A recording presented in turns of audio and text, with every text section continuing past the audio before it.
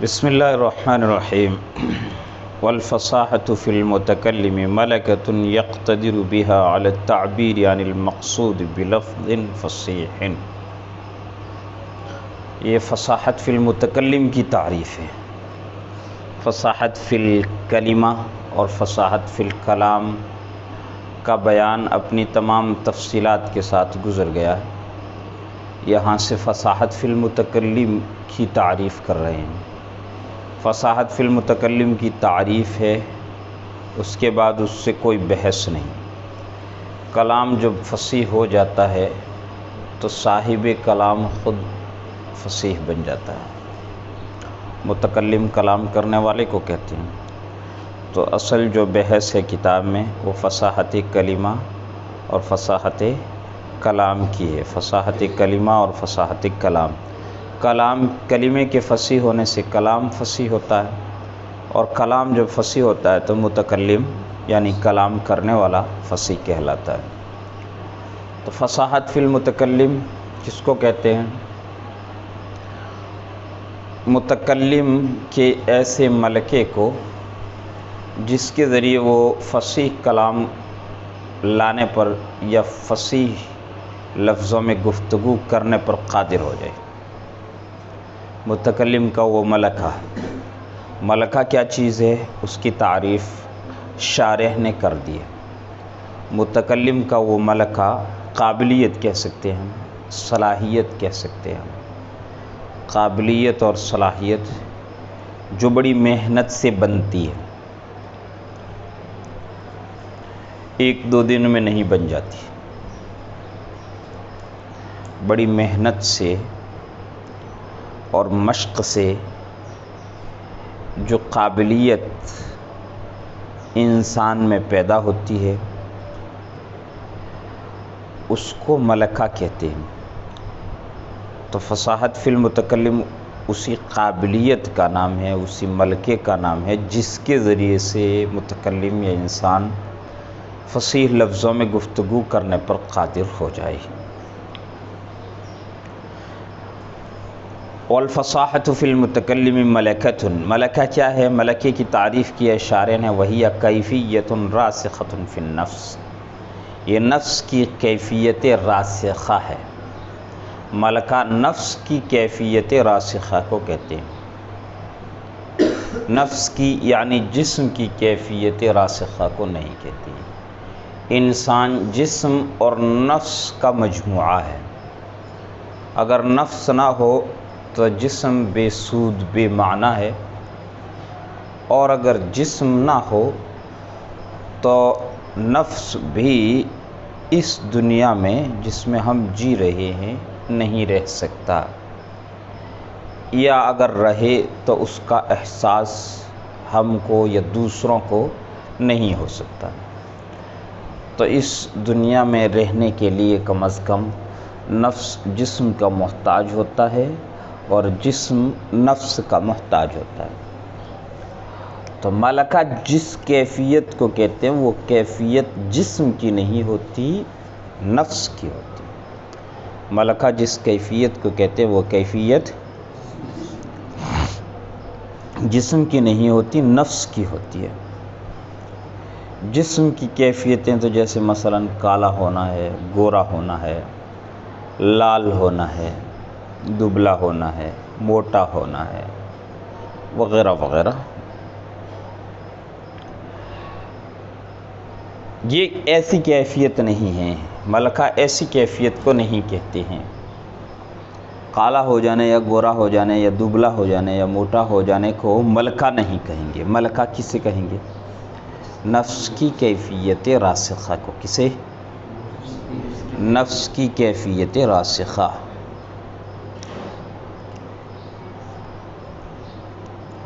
وہی کیفیت راسخۃ فی النفس۔ راسخۃ کا مطلب ہے دائمۃ باقیۃ۔ راسخۃ کا مطلب کیا ہے؟ جو دائم رہے، جو باقی رہے۔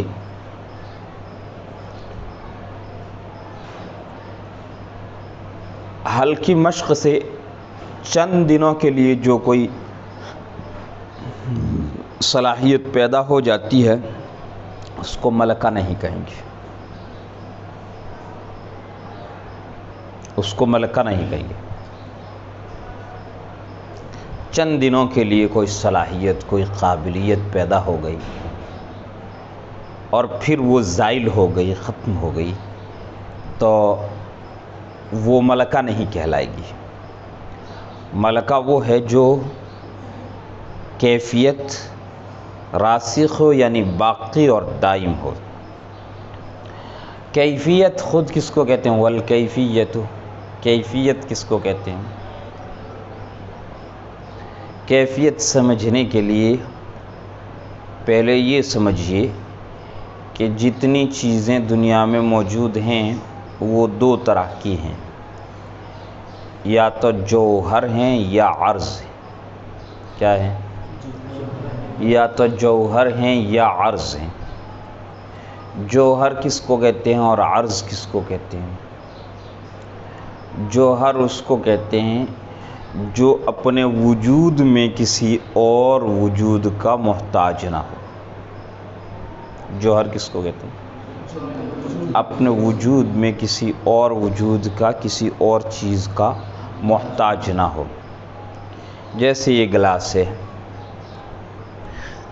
قائم بالذات ہے، یہ قائم بالذات ہے، یعنی اس کا خود کا مستقل وجود ہے، یہ اپنے اس وجود میں کسی دوسری چیز کی محتاج نہیں ہے۔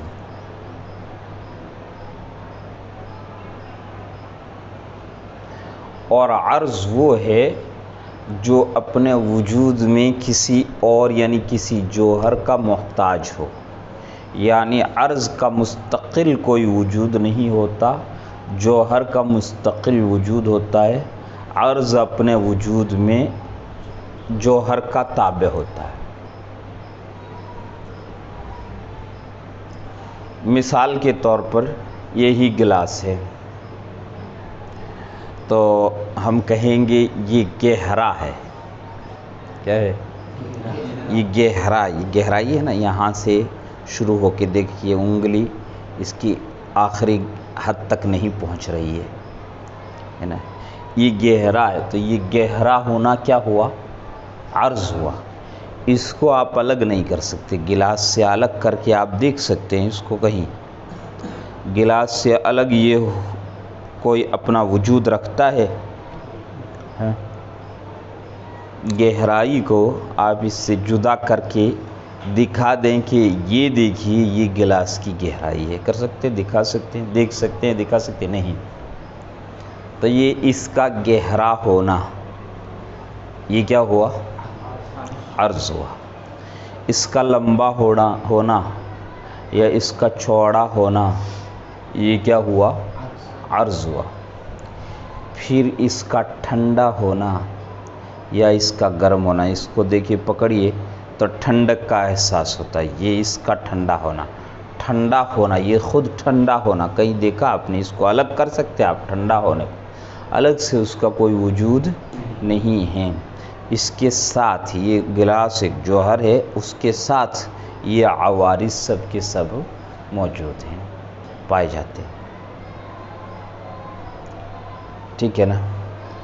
تو جتنی بھی چیزیں ہیں یہاں موجود ہمارے آس پاس، یا تو جوہر ہیں یا عرض ہیں۔ ہم مثلاً ہر ایک کا جسم یا وجود ایک مستقل جوہر ہے۔ پھر یہ دیکھیے سو رہے ہیں، تو سونے کی حالت ان پر طاری ہے، سونا، نیند، یہ کیا ہے؟ ایک عرض ہے، ایک عرض ہے۔ اس نیند کو آپ الگ دیکھ نہیں سکتے، اس کی ذات سے الگ کر دیا جائے کہ یہ نیند ہے، نہیں دیکھ سکتے آپ اس کو، اس کا کوئی مستقل وجود نہیں ہے۔ یہ جوہر ہے تو جوہر کے ساتھ ہی یہ قائم ہے۔ یہ کیا کہلاتے ہیں؟ اعراض، اعراض۔ تو کیفیت کی تعریف کی ہے، والکیفیت عرض، کیفیت ایک ایسا عرض ہے لا يتوقف تعقله على تعقل الغیر، جس کا سمجھنا غیر کے سمجھنے پر موقوف نہیں، جس کا سمجھنا غیر کے سمجھنے پر موقوف نہیں. کچھ اعراض ایسے ہوتے ہیں کہ ان کا سمجھنا غیر کے سمجھنے پر موقوف ہوتا ہے. تو کیفیت ایسا عرض تو ہے مگر ایسا عرض ہے جس کا سمجھنا غیر کے سمجھنے پر موقوف نہیں. کچھ اعراض ایسے ہوتے ہیں جن کا سمجھنا غیر کے سمجھنے پر موقوف ہوا کرتا ہے، جیسے اوپر ہونا یا نیچے ہونا. کیا؟ اوپر ہونا یا نیچے ہونا. نیچے ہونے کو ہم کب سمجھیں گے؟ اوپر ہونے کو جب سمجھ لیں تب. یا اوپر ہونے کو کب سمجھیں گے؟ اب نیچے ہونے کو سمجھ لیں تب. کوئی خالی اوپر ہونے کو سمجھتا ہو اور نیچے ہونے کو نہ سمجھتا ہو تو اس نے اوپر ہونے کو ہی نہیں سمجھا. ہم اوپر ہونے کو کیسے سمجھتے ہیں؟ نیچے ہونے کو سمجھ کر کے. یا اسی طرح سے نیچے ہونے کو کیسے سمجھتے ہیں؟ اوپر ہونے کی سمجھ کی مدد سے. یہ بھی عرض ہے مگر یہ ایسے جو اعراض ہوتے ہیں انہیں اعراض اضافیہ کہا جاتا ہے. کیا کہا جاتا ہے؟ اعراض اضافیہ کہا جاتا ہے. تو کیفیت عرض اضافی نہیں ہے، اعراض اضافیہ میں سے نہیں ہے. کیفیت ایک ایسا عرض ہے جس کا سمجھنا غیر کے سمجھنے پر موقوف نہیں ہے. ٹھیک ہے، اس قیاس سے اعراض اضافیہ نکل جاتے ہیں. ولا يقتضي القسمة ولا قسمة في محله اقتضاء اوليا، اور یہ اپنے محل میں تقسیم یا عدم تقسیم کا اولین تقاضا نہیں کرتا.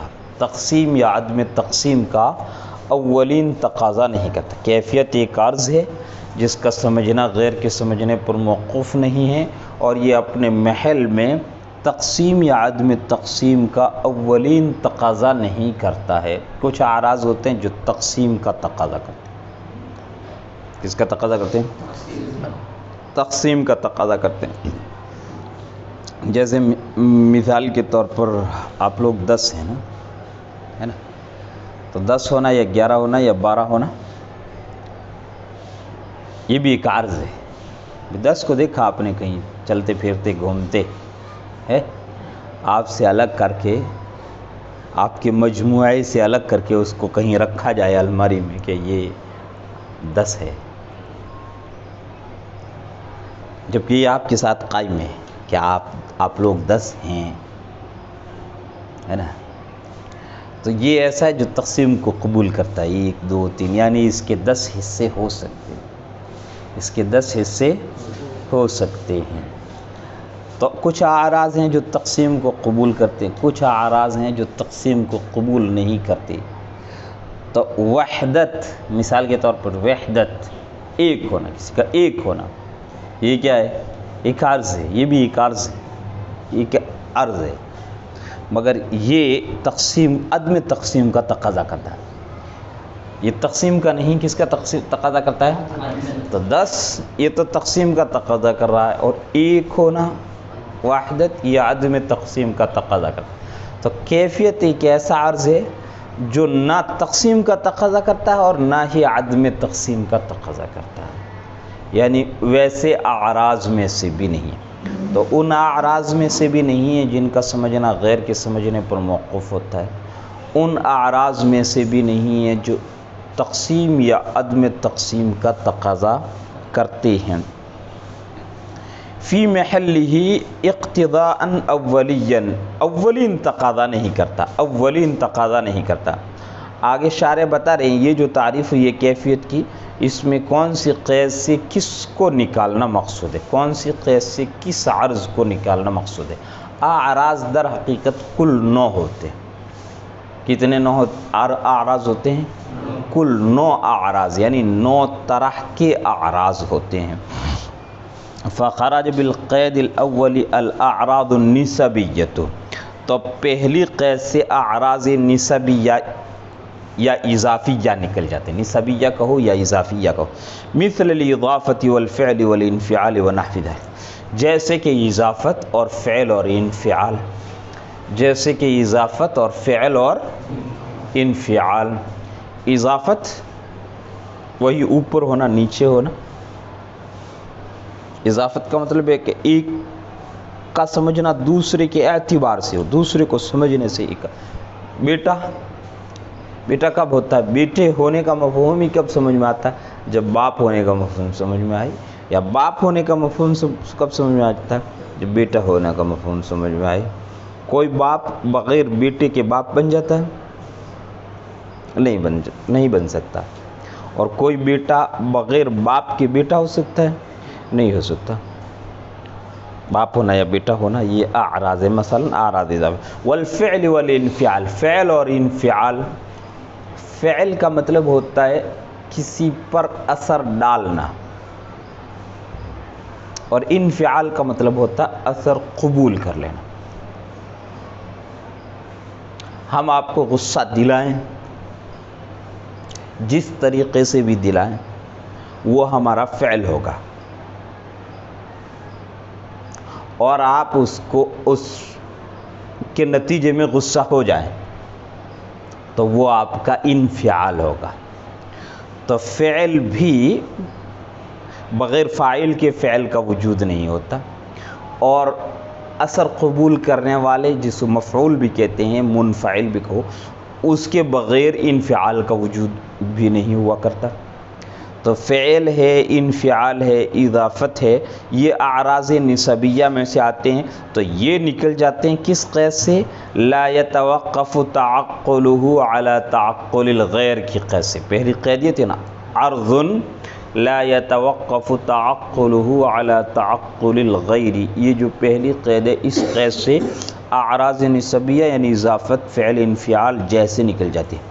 وبقولنا، اور دوسرا قول تھا ہمارا، لا يقتضی القسمۃ، تقسیم کا تقاضا نہ کرے. اس سے کمیات نکل جاتے ہیں. اس سے کیا نکل جاتے ہیں؟ کمیات. ایک کیفیت ہوتی ہے اور ایک کمیت ہوتی ہے. کیفیت، کمیت ہے نا.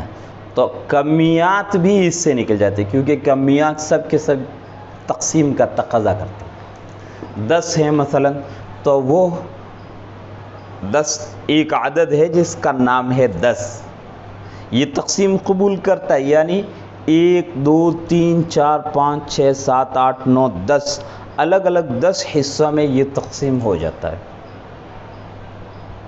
10 یوں ایک مجموعہ ہے جسے 10 کہا جاتا ہے. ان میں سے کوئی بھی ایک الگ ہو جائے تو پھر 10 نہیں رہتا ہے. اس مجموعے ہی کو 10 کہتے ہیں، مگر وہ اپنی حقیقت کے لحاظ سے تقاضا کرتا ہے اس بات کا کہ 10 الگ الگ یعنی ایک کے 10 حصوں میں وہ تقسیم ہونے کا تقاضا کرتا ہے. بذات خود وہ اپنی ذات سے اس بات کا تقاضا کرتا ہے. تو کمیات اس سے نکل جاتی ہیں. کس سے؟ لا يقتضی القسمۃ کی قید سے. وبقولنا، اور ہماری قول اللہ قسمۃ کی قید سے، النقطۃ والوحدۃ، نقطہ اور وحدت نکل جاتے ہیں. کون نکل جاتے ہیں؟ نقطہ اور وحدت نکل جاتے ہیں. نقطہ، وحدت، ایک ہونے کو وحدت کہتے ہیں. وہ عدم تقسیم کا تقاضا کرتا ہے. وہ تقاضا کرتا ہے کہ یہ تقسیم نہیں ہوتا ہے. ایک ہے وہ تقسیم نہیں ہو رہا، 2 حصوں میں نہیں تقسیم ہوگا. 2 حصوں میں تقسیم کریں گے تو وہ ٹوٹے گا، وہ بکھرے گا، ہے نا. وہ پھر اپنی حالت پر نہیں رہے گا. اگر کسی آپ چیز کو توڑ کر کے 2 کرتے ہیں تو وہ اپنی حالت پر نہیں رہتی. وحدت کا مطلب یہ ایک ہونا. تو ایک ہونا یہ تقسیم کا تقاضا نہیں کرتا ہے. نقطہ کس کو کہتے ہیں؟ نقطہ فلاسفہ کی اصطلاح میں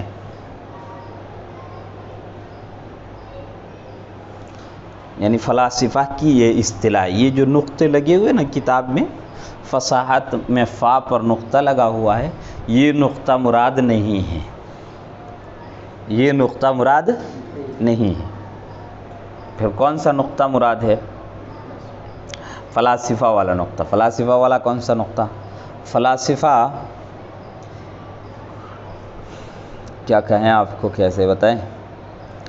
فلاسفہ کہتے ہیں کہ جو بھی جسم ہوتا ہے جسم کوئی بھی، یہ بھی مثلا یہ پتھر ایک جسم ہے،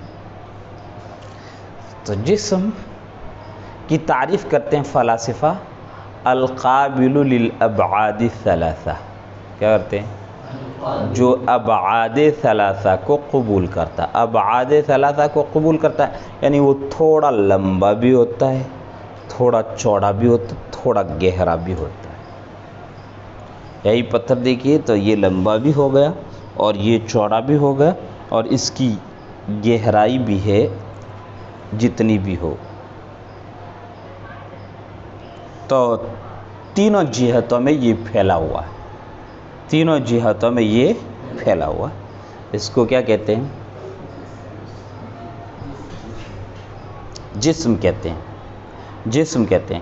اب یہ جو جسم ہوا یہ تو طول میں بھی تقسیم قبول کر لے گا اور عرض میں بھی تقسیم قبول کر لے گا اور عمق یعنی گہرائی میں بھی تقسیم قبول کر لے گا۔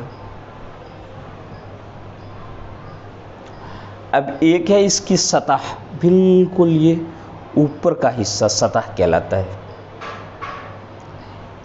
یعنی یہ اتنا اوپر کا ایسا حصہ جو طول میں تقسیم قبول کر لے گا، عرض میں تقسیم قبول کر لے گا، لیکن عمق میں نہیں تقسیم قبول کرے گا، کیونکہ سطح کی عمق ہے ہی نہیں۔ عمق ہو گیا تو جسم ہو گیا، سطح کی عمق نہیں ہے، تو یہ طول میں اور عرض میں تو تقسیم قبول کرے گی، عمق میں تقسیم نہیں قبول کرے گی۔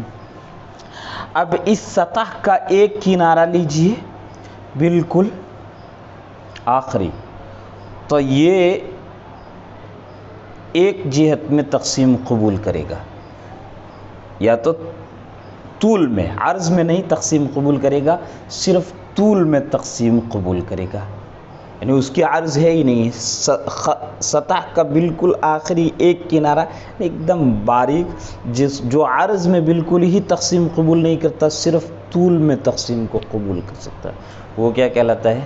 خط۔ کیا کہلاتا ہے؟ خط۔ خط، اسے خط کہتے ہیں۔ اس خط کا بالکل آخری کنارہ، خط کا بالکل آخری کنارہ وہ نہ طول میں تقسیم قبول کرتا ہے، نہ عرض میں، نہ عمق۔ عمق میں تقسیم قبول کرنا تو خط ہی نہیں قبول، خط ہی سطح نہیں قبول کرتی، سطح عمق میں تقسیم نہیں قبول کرتی، طول اور عرض میں قبول کرتی۔ اور سطح کا جو کنارہ ہوتا ہے وہ کہلاتا ہے خط، اور وہ صرف طول میں تقسیم قبول کرتا، عرض میں وہ بھی نہیں قبول کرتا۔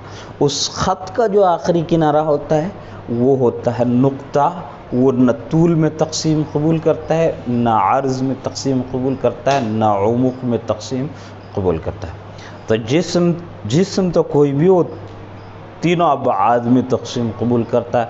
اس کا اوپر کا آخری کنارہ سطح جسے کہتے ہیں وہ دو جہتوں میں تقسیم قبول کرتی ہے، طول اور عرض میں، عمق میں وہ تقسیم قبول نہیں کرتی۔ اس سطح کا ایک آخری کنارہ جسے خط کہتے ہیں وہ صرف طول میں تقسیم قبول کرتی ہے، عرض میں تقسیم قبول نہیں کرتی، اور اس خط کا آخری کنارہ چھوٹا سا وہ کہلاتا ہے نقطہ۔ وہ نقطہ نہ عرض میں تقسیم قبول کرتا ہے اور نہ ہی طول میں۔ یوں سمجھو کہ اجسام جو بھی ہوتے ہیں ان چھوٹے چھوٹے نقطوں سے بنے ہوئے ہوتے ہیں جو طول، عرض اور عمق میں تقسیم قبول نہیں کرتے۔ ٹھیک ہے، یہ سیدھی بات ہوئی، ورنہ فلسفی لوگ یہاں پہ تھوڑا اور قسم کا کلام کرتے، اور قسم کی گفتگو کرتے ہیں۔ خیر، تو وہ سب بھی نکل جاتے ہیں۔ وَبِقَوْلِنَا لَا قِسْمَةَ النُّقْطَةُ وَالْوَحْدَةُ، اور ہمارے قول اللہ قسمتہ کی قید سے نقطہ اور وحدت نکل جاتے ہیں۔ وَقَوْلُنَا أَوَّلِيًّا، اور ہمارا قول اولیاً اس لیے ہے تاکہ اس میں علم بالمعلومات داخل ہو جائیں جو کہ تقسیم اور عدم تقسیم کا تقاضا کرتی ہے۔ علم بالمعلومات ایک کیفیت ہے، علم بالمعلومات یعنی معلومات کا علم ہونا، یہ ہمارے نفس کی یا ذہن کی ایک کیفیت ہی ہے، مگر وہ تقسیم کو قبول کرتی ہے لیکن اولیاً تقسیم نہیں قبول کرتی ہے۔ اقتداءً اولیاً یعنی تقسیم کا اولین تقاضا نہیں کرتا۔ علم بالمعلومات، جس وقت علم بالمعلومات کے درجے میں رہتا ہے اس وقت وہ تقسیم کا تقاضا نہیں کرتا ہے، پھر جب وہ معلومات بن جاتی ہیں تب وہ تقسیم کا تقاضا کرتا ہے۔ تو اولین تقاضا نہ کرنے سے علم بالمعلومات کو شامل کرنا چاہا ہے، کس میں؟ کیفیت کی تعریف میں۔ علم بالمعلومات کو کیفیت کی تعریف میں شامل کرنا چاہا ہے اقتداءً اولیاً کی قید سے۔ کیوں؟ کیسے؟ کہ وہ تقسیم کا تقاضا کرتی ہے مگر اولین تقاضا نہیں کرتی ہے۔ جب معلومات کے درجے میں پہنچ جاتا ہے علم تو وہاں تقسیم کا تقاضا کرتا ہے۔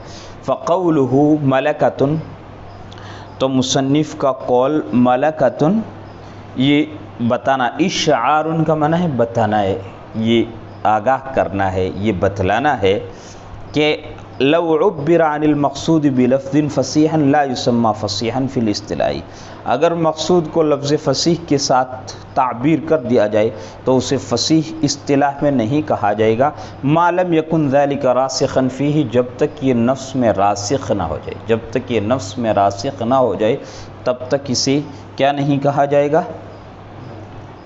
ملکہ نہیں کہا جائے گا۔ ملکہ لا کر کے یہ بتانا نہیں، اسے فصیح نہیں کہا جائے گا۔ ملکہ لا کر کے یہ بتانا مقصود ہے کہ اگر مقصود کو لفظ فصیح سے بیان کر دی، کسی نے اپنا مقصود فصیح لفظوں میں بیان کر دیا تو اس کو فصیح اس وقت تک نہیں کہا جائے گا جب تک یہ چیز اس کے نفس میں راسخ نہ ہو جائے، یعنی ہمیشہ اور ہر جگہ فصیح لفظوں میں گفتگو کرنے پر جب تک قادر نہیں ہوگا تب تک اسے فصیح نہیں کہا۔ یعنی ایک مرتبہ کسی نے اچھی دھواں دھار تقریر کر دی تو اسے مقرر تھوڑا ہی کہا جاتا ہے، کہا جاتا ہے نہیں، ہر جگہ پہ اور ہر موقع پر کوئی فصیح عمدہ تقریر کرے تب اسے کہا جائے گا کہ ہاں یہ مقرر ہے۔ ایک مرتبہ دھواں دھار تقریر کر دی اور پھر کھڑا کیا تو کچھ نہیں، تو اس سے مقرر نہیں کہلاتا، اس سے مقرر نہیں کہلاتا۔ مقرر وہ ہے جو ہر موقع پر اور ہر موضوع پر گفتگو کر سکے اور عمدہ گفتگو کر سکے تو وہ مقرر کہلاتا ہے۔ ایسے ہی کسی نے ایک مرتبہ فصیح کلام میں اپنا مقصود بیان کر دیا تو اسے فصیح نہیں کہا جائے گا جب تک اسے اس پر مکمل قدرت اور مکمل صلاحیت حاصل نہ ہو جائے۔ ماتن کا قول ملکۃ اشعار بانہ، یہ بتانا ہے کہ اگر مقصود کو تعبیر کر دیا گیا لفظ فصیح سے تو اسے فصیح نہیں کہا جائے گا اصطلاح میں، ما لم یکن ذلک راسخا فیہ، جب تک یہ اس میں راسخ نہ ہو جائے۔ وقولہ، اور ماتن کا قول یقتدر بہا علی التعبیر عن المقصود، ماتن نے کہا یقتدر دون ان یقول یعبر، یعبر نہ کہہ کر کے، اور ماتن کا یقتدر بہا علی التعبیر عن المقصود کہنا، یعبر نہ کہنا، اشعار یہ بتانا ہے کہ اسے فصیح کہا جائے گا، یسمى فصیحا، کہ اسے فصیح کہا جائے گا اذا وجد فیہ تلک الملکۃ، جب اس میں وہ ملکہ پایا جائے، جب ملکہ پایا جائے تو اسے کیا کہا جائے گا؟ فصیح کہا جائے گا۔ سواء وجد التعبیر ام لم یوجد، چاہے تعبیر پائی جائے یا تعبیر نہ پائی جائے، یعنی وہ گفتگو کر رہا ہے یا نہیں کر رہا ہے اس سے کوئی بحث نہیں، اگر اس میں صلاحیت ہے تو اسے کہا جائے گا کہ یہ فصیح ہے۔ اگر کوئی مضمون لکھ رہا ہے یا نہیں لکھ رہا ہے اس سے کوئی بحث نہیں، اگر اس میں یہ صلاحیت پائی جاتی ہے کہ وہ اعلیٰ مضمون لکھ سکتا ہے تو اسے کہا جائے گا کہ یہ صاحب قلم ہے، یہ کہا جائے گا یہ صاحب قلم ہے۔ اسی طرح فصیح کلام میں گفتگو کرنے پر قدرت ہے، ملکہ اور صلاحیت ہے کسی کے پاس، اب وہ بیان نہیں کرتا ہے، فصیح کلام میں گفتگو نہیں کرتا ہے تو اس سے بحث نہیں ہے، یعنی خاموش رہتا ہے، اپنی گھر بیٹھا ہے نا، تو اسے فصیح تو کہا جائے گا۔ جب اس میں ملکہ پایا جاتا ہے تو اسے فصیح کہا جائے گا۔ تو کہہ رہے ملکۃن لا کر کے تو یہ بتانا مقصود ہے کہ کوئی ایک مرتبہ اگر فصیح کلام میں گفتگو کر دے تو اسے فصیح نہیں کہا جائے گا جب تک کیفیت راسخہ اسے حاصل نہ ہو، راسخہ فی النفس اسے حاصل نہ ہو تب تک۔ اور یقتدر لا کر کے یہ بتانا مقصود ہے کہ اس کے پاس قدرت ہونی چاہیے، صلاحیت ہونی چاہیے، قابلیت ہونی چاہیے، تعبیر پائی جائے یا نہ پائی جائے، یعنی وہ فصیح کلام میں گفتگو کرتا ہے یعنی کیا کرتا ہے یا نہیں کیا کرتا ہے، یہ نہیں دیکھا جائے گا، اس کے پاس قابلیت ہے تو اسے کہا جائے گا۔ وقول، اور ماتن کا قول، یقتدر بہا علی التعبیر عن المقصود، کہنا نہ کہ یعبر کہنا، اشعار یہ بتانا ہے کہ اسے فصیح کہا جائے گا جب اس میں یہ ملکہ پایا جائے، چاہے تعبیر پائی جائے یا نہ پائی جائے۔ وقولہ بلفظ فصیح، اور ماتن کا قول بلفظ فصیح، بلفظ فصیح کہا ہے، بکلام فصیح نہیں کہا، اور بمفرد فصیح نہیں کہا، بمرکب فصیح نہیں کہا وغیرہ، بلفظ فصیح کہا ہے تاکہ مفرد اور مرکب کلام سب کو شامل ہو جائے، مفرد کو بھی، مرکب کو بھی، کلام کو بھی، غیر کلام کو، سب کو شامل ہو جائے۔ اس لیے مصنف نے کون سا لفظ استعمال کیا ہے؟ لفظ، بلفظ فصیح، تاکہ لیعم المفرد والمرکبہ، چاہے مفرد، تاکہ مفرد اور مرکب سب کو شامل ہو جائے۔ اما المرکب فظاہر، رہی بات مرکب کی تو وہ ظاہر ہے، یعنی مرکب تو گفتگو ہوتی ہے، گفتگو جو بھی ہوتی ہے وہ مفرد تو ہوتی نہیں، مرکب ہی ہوتی ہے، کوئی کچھ بھی کہتا ہے تو اس میں 2 4 لفظ 5 7 لفظ تو ہوتے ہی ہوتے، تو مرکب گفتگو تو ہوتی ہے۔ اما المفرد، مفرد کیسے، گفتگو مفرد کیسے ہوتی ہے؟ تو کہہ رہے ہیں فکما تقول عند التعداد، مفرد جیسا کہ آپ گننے کے وقت کہیں، کچھ چیزیں گن رہے ہیں یا گنوا رہے ہیں تو اس وقت کیا کہتے ہیں؟ دار، غلام، جاریہ، ثوب، بساط، گناتے وقت یہی کہا جاتا ہے نا کہ بھئی کیا ہے آپ کے پاس، تو کیا کہیں گے آپ؟ دار، غلام، جاریہ، ثوب، بساط۔ تو گنانے کے وقت، گننے کے وقت مفردات میں کلام کیا جاتا ہے۔ بہرحال مفرد تو جیسے کہ آپ گننے کے وقت کہتے ہیں دار، غلام، جاریہ، ثوب، بساط وغیرہ وغیرہ۔ آگے بلاغت فی الکلام کی بحث شروع ہوگی، بلاغت کس کو کہتے ہیں اور بلاغت فی الکلام اور بلاغت فی المتکلم کس کو کہتے ہیں، یہ بحث ہے۔